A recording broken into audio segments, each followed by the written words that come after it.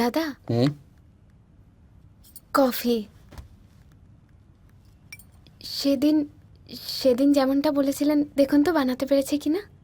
তোমার মনে আছে আমি কি বলেছিলাম? বাহ, মনে আছে তো? বেশ ভালো হয়েছে, খুব ভালো। বসো। হ্যাঁ হ্যাঁ, আসলে না আমি রান্না করতে খুব ভালোবাসি। হুম। কলকাতা এলে কিন্তু আমাদের বাড়ি একদিন আসতেই হবে। আমি আমি অনেক কিছু রান্না করে খাওয়াবো। বাহ, লোভনীয় প্রস্তাব তো। ঠিক আছে, আসার আগে ওসি সাহেবকে ফোন করে নেব। আচ্ছা, আপনি কি চলে যাচ্ছেন? কি করবো ম্যাডাম, এক ঝুড়ি ভালো ভালো কোয়ালিটির ফ্রেশ চন্দ্রমুখী আলু এখানে রয়েছে, তার মধ্যে একটা পচা আলু সব আলুকে খারাপ করে দেবে। দ্যাটস নট ফেয়ার না? তাই পচা আলু প্রস্থান করছে।